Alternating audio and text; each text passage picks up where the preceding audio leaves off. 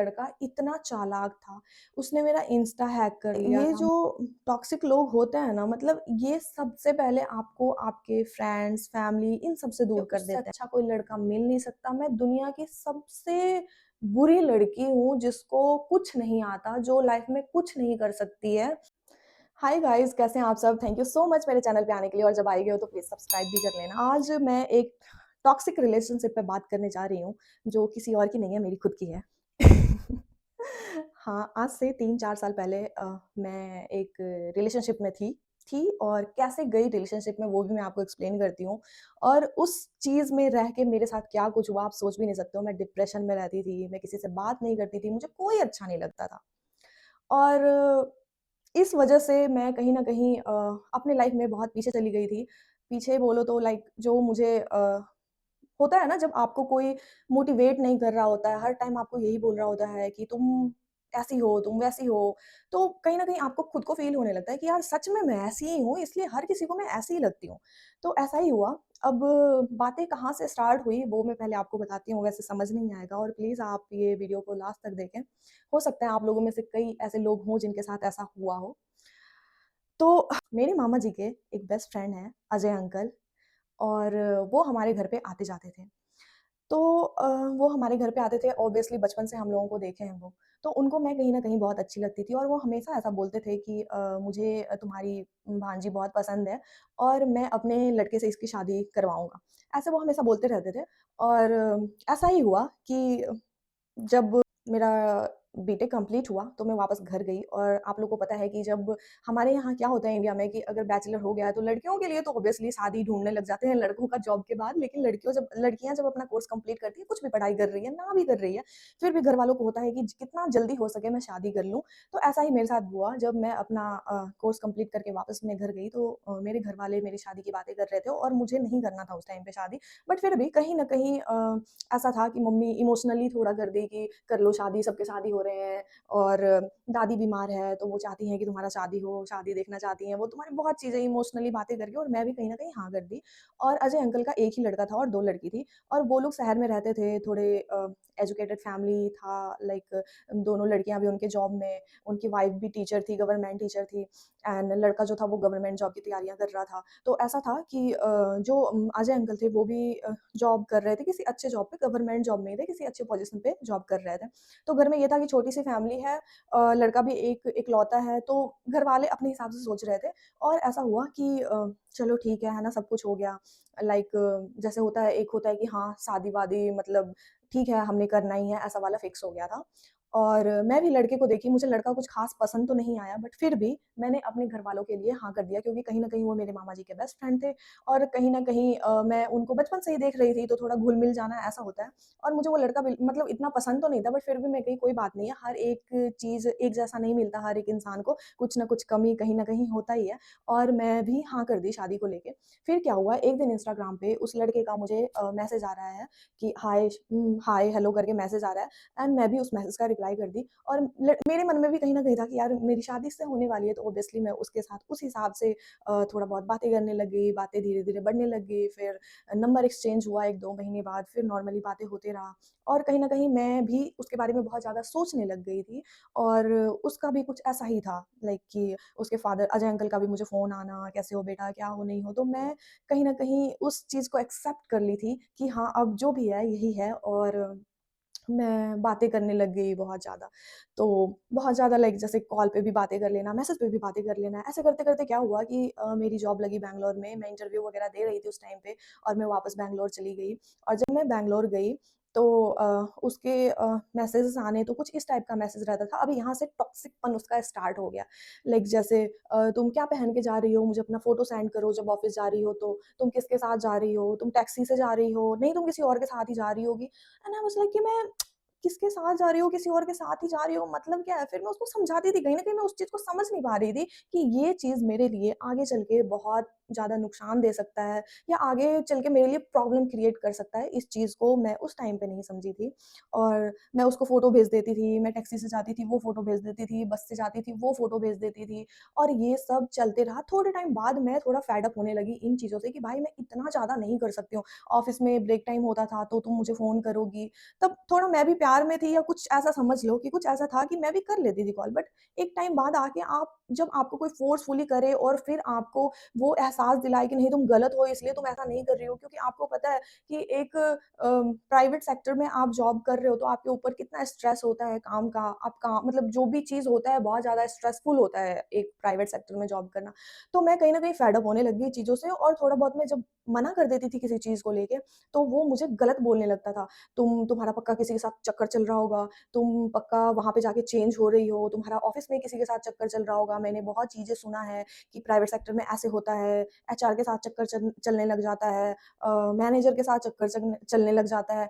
मैं कहीं न कहीं बहुत परेशान हो रही थी और उस बंदे का मेरे फैमिली में ऐसा इमेज था कि अगर मैं किसी को बताऊँ भी कि ये लड़का ऐसा है तो कोई नहीं मानता। मैं किसी को बता भी नहीं सकती थी, क्योंकि मुझे था कि यार पहले तो मैं इतनी तारीफ़ें करती हूँ घर पे कि ये लड़का बहुत अच्छा है, मैं बात की ऐसा-वैसा और अचानक से आप किसी के बारे में कुछ गलत बोलो तो घरवाले भी कहीं न कहीं यही सोचेंगे कि नहीं तुम में ही कुछ प्रॉब्लम होगा, क्योंकि ऑलमोस्ट ऐसा ही होता है कि हमारे घरवाले हमारी सुनते ही नहीं हैं। उनको हमेशा थर्ड बंदे के बातों पे ज़्यादा यकीन होता है, उनको अपने बच्चों के बातों पे बहुत कम यकीन होता है। तो क्या हुआ बट प्रॉब्लम बहुत ज़्यादा स्टार्ट होने लग गया और जब मैं किसी चीज़ को मना करती थी, तो वो फिर अपनी बातों में मैनिपुलेट करके कहीं न कहीं मुझे ही गलत साबित कर देता था कि तुम ही यहाँ पे गलत हो, तुमको ऐसा नहीं ऐसा करना चाहिए। मतलब वो एकदम मेरे को अपने हिसाब से चलाना चाह रहा था। वो भी छोड़ो, वो मुझे मेरे सारे फ्रेंड से दूर कर दिया था। लाइक मैं किसी भी फ्रेंड से बात नहीं, मैं खुद ही उससे अलग हो जाती थी। मुझे इस हिसाब से उसके बारे में बातें करके बताता था कि मैं खुद अलग हो जाती थी। अभी देखो ना वो मेरे कॉलेज में था, ना वो मेरे स्कूल में था, ना ही वो मेरे साथ जॉब करता था। तब वो लड़का इतना चालाक था, उसने मेरा इंस्टा हैक कर लिया था, मुझे नहीं पता कैसे किया। इंस्टा हैक करने के बाद उसने मेरे व्हाट्सएप पे कुछ ऐसा कर दिया था, मुझे किसी के कॉल्स आ रहे हैं वो भी उसको पता और उसको पता भी है कि मैं किसी से कोई बातें नहीं कर रही हूँ, कुछ नहीं कर रही हूँ। फिर भी अगर किसी ने मेरे प्रोफाइल पे आके मेरे फ़ोटो को लाइक भी किया, तो उसमें भी मेरी गलती होती थी। अगर मैं कोई फ़ोटो अपलोड कर रही हूँ और उसमें फ़ोटो अपलोड कर रही हूँ और उसमें कोई कपड़े मैं लाइक जैसे जीन्स पहनी हूँ या कुछ ऐसे पहनी हूँ, तो उसमें भी मेरी गलती होती थी कि मैं क्यों अपलोड कर रही हूँ फ़ोटो, मैं जीन्स में क्यों अपलोड की, मैं जीन्स क्यों पहन के जा रही हूँ। मतलब इस हिसाब से वो मुझे मेंटली परेशान करता था कि मैं खुद को ही गलत समझने लग गई थी कि मैं ही गलत हूँ। ये आपको पता है ये जो टॉक्सिक लोग होते हैं ना, मतलब ये सबसे पहले आपको आपके फ्रेंड्स, फैमिली इन सब से दूर कर देते हैं। इन सब से दूर इसलिए करते हैं ताकि आप इनकी बातों में रहो और आप ये जो बोले वही आप करो। अभी सोचो कि कोई लड़का इतना ज़्यादा पागल हो सकता है क्या? मेरे एचआर को फ़ोन करके और उल्टी-सीधी बातें, ये मेरी फियोंसी है, ये तुम इसको टाइम से क्यों नहीं, ऐसा हुआ था मेरे ऑफ़िस में एक बार कि जैसे कि एक टारगेट दिया गया था हमें और वो हमसे कंप्लीट नहीं हो रहा था ऐसा। तो मेरा जो मैनेजर था, वो हम लोगों को जैसे कि मान लो कि 6 बजे हमें घर जाना है, 6 बजे हमारा ऑफ़िस ऑफ हो रहा है, बट उसने हमें 6 बजे नहीं जाने दिया, वो 7 बजे जाने दिया। तो वो 6 बजे से लेके 7 बजे का जो टाइम था, आप सोच भी नहीं सकते हो। उस बीच मेरे फ़ोन पे कम से कम 100 मिस्ड कॉल्स आए थे। 100 डेढ़ 100 मैसेजेस आए थे, कहाँ हो? किसके साथ हो? क्या कर रही हो? मुझे पता है तुम किसी लड़के के साथ हो। क्या कर रही हो तुम उसके साथ? कौन है वो? मैं पता लगवा के रहूँगा, मैं पता करके रहूँगा और इतने कॉल्स, इतने मैसेजेस, ये चीज़ मैं 2 साल से टॉलरेट कर रही थी कि ठीक हो जाएगा, ठीक हो जाएगा, ठीक हो जाएगा, बट नहीं, वो नहीं हो रहा था। जब ये वाला चीज़ हुआ ना, उसका 150 कॉल और 150 मैसेज जब मैं उसका देखी ना, तब मैं यही सोची कि अब तो मैं इसके साथ बिल्कुल भी नहीं रहूँगी और जब भी मैं इस लड़के को ये बोलती थी कि मैं तुम्हारे साथ नहीं रहना चाहती हूँ, तो इस लड़के का ये होता था कि मैं कुछ खा के मर जाऊँगा, मैं कुछ कर लूँगा, अपना हाथ काट लेता था इतने गंदे तरीके से और वो सब देख के मैं डर जाती थी और कहीं न कहीं मुझे होता था कि नहीं, मुझे इसके साथ ही रहना है, ये लड़का मेरे से बहुत प्यार करता है, बट मैं उसका वो चीज़ नहीं समझ पा रही थी कि ये टॉक्सिक वगैरह क्या होता है। सच बताऊँ तो मुझे ये सब के बारे में नहीं पता था और ना मैं इन सब चीज़ों के बारे में जानती थी। उस टाइम पे मैं डर जाती थी, मैं रोती थी, मैं रिक्वेस्ट करती थी उससे कि हाँ, मैं सॉरी बोल रही हूँ उसको, जबकि मेरी कोई गलती नहीं है। मैं अपना 9 टू 5 ऑफ़िस जा रही हूँ, उस बीच ऑफ़िस में आप लोगों को पता है कि कितनी मतलब कितना दिमाग खराब होता है, काम करके देना होता है। अगर कोई हमें 10,000 दे रहा है ना, मान लो, कोई हमें 10,000 दे रहा है, तो वो हमसे 1 लाख का काम करवा रहा है, उसका स्ट्रेस होता है। फिर घर आओ, खाना बनाओ,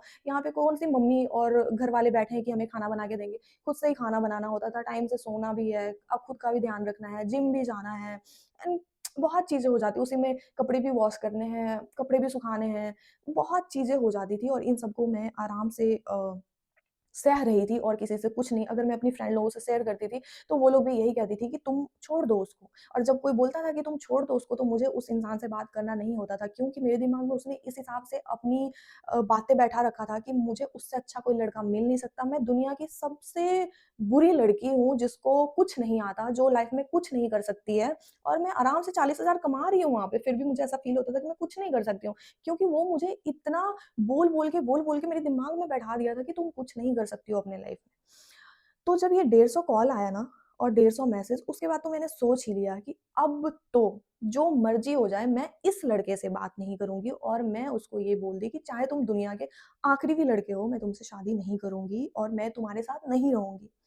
ये बात बोलने के बाद उस लड़के का पागलपन इस हद तक चला गया कि मेरे रिश्तेदारों में जैसे होते हैं ना हमारे एज के बच्चे, लड़के, उसको फ़ोन करने लग गया, उन लोगों को फ़ोन करके मेरे बारे में बताने लग गया। मेरे मैसेजेस के भी जो एक रिलेशनशिप में बहुत सारी बातें हो जाती है, like I love you, I like you, ये वो बहुत चीज़ें होती है, उस सब का स्क्रीनशॉट लेके सबको सेंड करना। अभी आप सोचो कि मेरे कज़िन्स के पास मेरे स्क्रीनशॉट वो भेज रहा है मैसेजेस के कि अब ये मुझे बोल रही है कि मैं इसको प्यार नहीं करता हूँ, अब ये बोल रही है कि ये मेरे से प्यार नहीं करती है, ये सब देखो तो ये सब क्या था? ये मुझे फिर अपने प्यार में पागल ही की है ना, मैं अब इसके प्यार में हो गया हूँ, मैं अब इसके बारे में इतना सोचने लग गया, मैं अपने पढ़ाई पे ध्यान नहीं दे पाता हूँ इस लड़की की वजह से। मतलब सबके सामने मेरा ही इमेज खराब किया कि ये बैंगलोर गई और वहाँ जाके इसका किसी और के साथ चक्कर चलने लग गया है और अब ये मेरे साथ ऐसा बिहेव कर रही है, देखो मैं डेढ़ 150 कॉल कर रहा हूँ इसको और ये 1 घंटे से गायब है, इसका कोई अता-पता नहीं है। फिर मैं जब मेरे कज़िन्स मुझे फ़ोन करके बोलने लगे कि तुम ऐसा कैसे कर रही हो ये वो और मैं उनको समझा रही हूँ मैं ऐसा नहीं की हूँ, मैं वहाँ ऑफ़िस में थी, वहाँ पे नहीं होता है और ये इस हिसाब से उसको मैनिपुलेट कर दिया था कि मेरा कोई सुन ही नहीं रहा था। इनफैक्ट गाइज़ मैं अपने घर पे भी अगर कुछ बताती, वो लोग भी मेरा नहीं सुनते और मैं एकदम डरी सी मतलब मुझे समझ नहीं आ रहा था कि मैं क्या करूँ?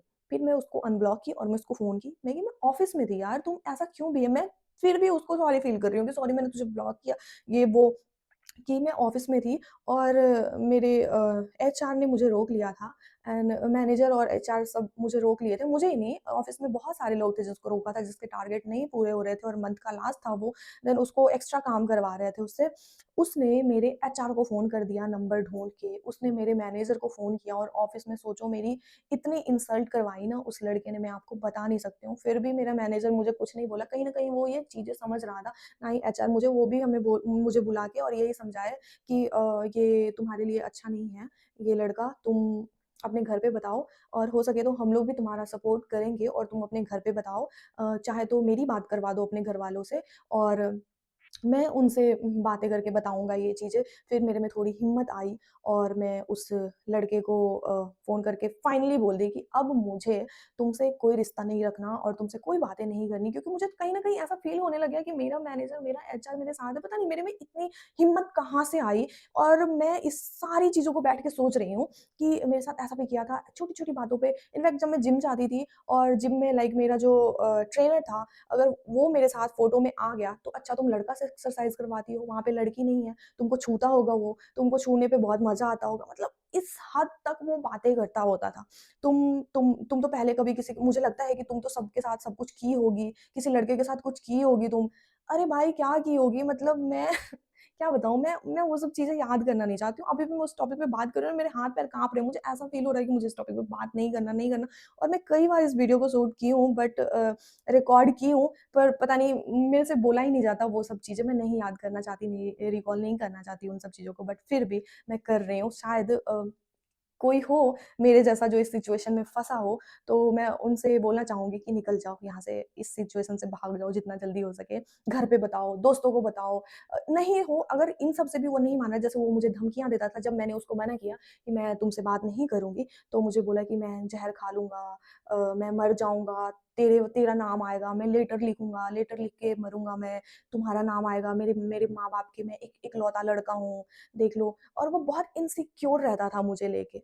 तो और जब मैं हर एक चीज़ मानने से उसका मना कर दी थी कि मैं नहीं करूँगी, तुम्हें मरना है तुम मरो, तुम्हें जो मर्ज़ी करना है करो, मैं तुम्हारे साथ नहीं रहने वाली हूँ फाइनली, ये फाइनल है मेरा, मैं तुम्हारे साथ नहीं रहने वाली हूँ।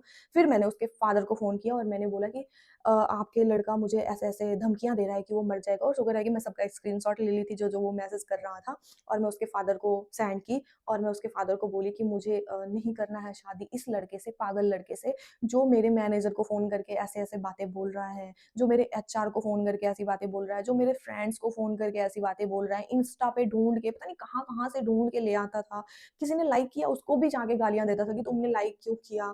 आपको पता मेरे इंस्टा पे कम से कम 15-16 हज़ार मेरे फॉलोअर्स थे, और सबको उसने ऐसे ही बोल-बोल के पता नहीं क्या कुछ बोलता था।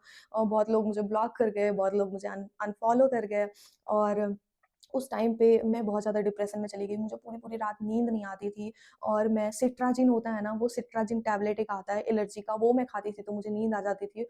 उस टैबलेट को खा-खा के मैं रात निकाली हूँ, और फिर फाइनली जब मैं उसके फादर को बताई, तो थैंक गॉड कि उसके फादर बहुत अच्छे थे, और मेरी अभी भी उनसे बात होती है, और फिर उन्होंने इन सब अपने लड़के को डाँटा होगा या जो भी किया होगा। उसके बाद वो मुझे ये धमकी देने लग गया कि देखता हूँ तुमसे शादी कौन करता है, तुम मेरी हो, तुम मेरी ही रहोगी, तुम मेरे बिना मेरे अलावा तुमसे कोई नहीं शादी कर सकता है, मैं तो उसको मार दूँगा। अलग-अलग आईडी बना-बना के, और मुझे इंस्टाग्राम पे टैग करना, मुझे मैसेजेस करना, और फाइनली फिर आके मैं अपना अकाउंट ही डिलीट कर दी, मैं अपना नंबर चेंज की, एंड फिर मेरे घर वालों के नंबर पे किसी-किसी लड़की से फ़ोन करवाना और बोलना मुझे श्वेता का नंबर दे दो, श्वेता का नंबर मुझे चाहिए, कि मेरे फ़ोन से डिलीट हो गया। तो आंटी आपका नंबर था, तो मैं सोची कि आपसे फ़ोन करके पूछ लूँ, ऐसे करके एक बार तो मेरी मम्मी मेरा नंबर दे भी दी थी, और फिर मैं उस नंबर को चेंज की, फिर उस नंबर को तोड़ी, और मैं अपनी मम्मी को बताई कि अगर कोई भी आपको फ़ोन करके मेरा नंबर माँग रहा है तो आप मत दो, बोलो कि मुझे नहीं पता। मैं उस जगह इतना ज़्यादा क्या बताऊँ मैं आपको, इतना डिप्रेशन में चली गई थी, मुझे कुछ नहीं पता होता था कि मैं सुबह क्या की हूँ, मैं रात को क्या खाई हूँ, मुझे रात को जो मैं खाई होती थी वो मुझे सुबह याद नहीं होता था कि मैं क्या की हूँ।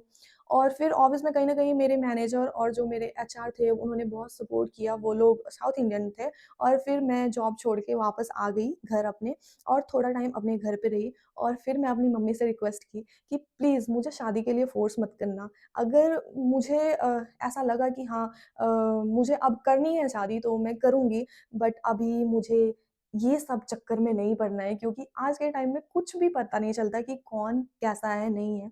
और अगर आप में से कोई भी ऐसे रिलेशनशिप में हो, चाहे गर्लफ्रेंड, बॉयफ्रेंड, हस्बैंड, वाइफ कोई भी, तो निकल जाओ। वो लड़का मुझे मार भी सकता था अगर मैं उसके पास होती तो। जो बंदा 150 कॉल कर सकता है, 150 मैसेज कर सकता है, एक टाइम पे 1 घंटे के अंदर, सोचो वो कितना मेंटल होगा। क्या आप 1 घंटे के अंदर किसी को 150 कॉल कर सकते हो? हम लोग 1-2 कॉल करते हैं, तो मुझे होता है कि छोड़ ना यार, कोई नहीं उठा रहा है, बिज़ी होगा, मैं नहीं कर रही, मेरे से नहीं हो रहा, मैं नहीं कर रही मैसेज। मैं नहीं कर पाती हूँ, वो लड़का 1 घंटे के बीच में इतने कॉल किया था। और फिर जब मैं घर आई और जब मैं अपने घरवालों के साथ रही, धीरे-धीरे मुझे 1 साल लग गया था इन सब चीज़ों से बाहर आने में, और आप मानोगे आज तक मुझे डर लगता है, मुझे किसी से बात नहीं करना है, मतलब वो डर मेरे अंदर आज भी बैठा हुआ है। तो गाइज़, अगर आप लोगों को अच्छा लगा हो तो please like, comment, share, subscribe ज़रूर करना। Bye bye. मुझे पता है ये वीडियो बहुत लंबा हो गया है। बाय।